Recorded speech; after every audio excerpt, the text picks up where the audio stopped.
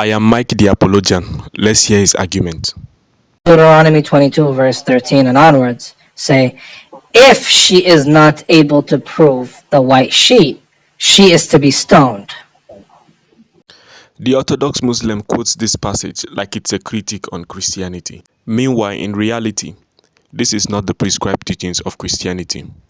Instead, it is the ancient descriptions of the law of Moses, which Jesus clarifies and condemns in Matthew 19, when he said Moses gave you that law for the hardness of your heart. And Jesus later went ahead to give them a new universal law in the same chapter, that is Matthew chapter 19. And by the way, the Orthodox Muslim cannot condemn this law because according to the Quran, Allah was the one who revealed this Torah. So this Torah which he condemns is the revelations of Allah according to the Quran. But since the Orthodox Muslim love women so much, let's see how his Prophet Muhammad treated women according to his own scriptures. This particular hadith in Sunnah ibn Majah shows Muhammad unaliving a woman by stoning her. And this particular hadith shows Muslim men unaliving a pregnant woman because they believed she had committed fornication. And of course, in Surah chapter 4, verse 24, you can take women captive and grape them. And this hadith on the screen gives a detailed explanation on how to do it and why the verse was even revealed at the first place. And Surah chapter 4 verse 34 teach that you can turn your wives into punching bags. So before the Orthodox Muslim worry about women in Deuteronomy 22, he should first worry about the way Islam treats them. More is about the interpretation, like Brother, we're not talking about interpretation.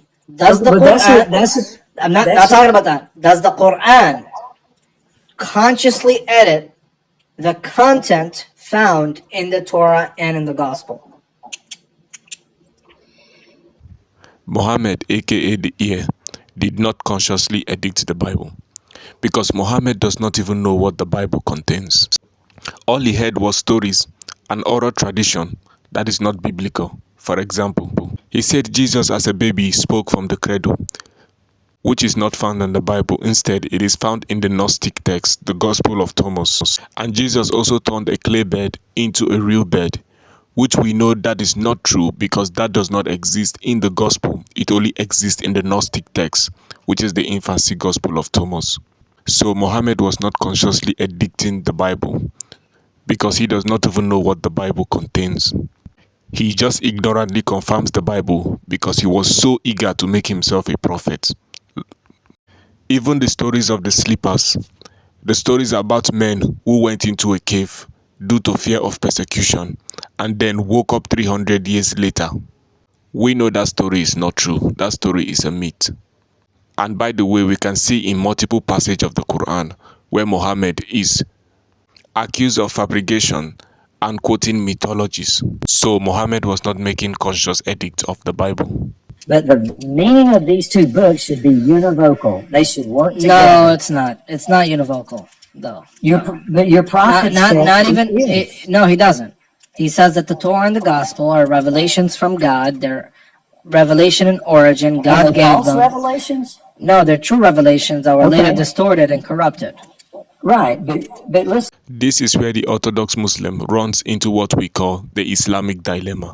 He says the Gospel, which is the New Testament, and the Torah, which is the Old Testament, were revelations from Allah that was later corrupted, which will automatically make Islam false.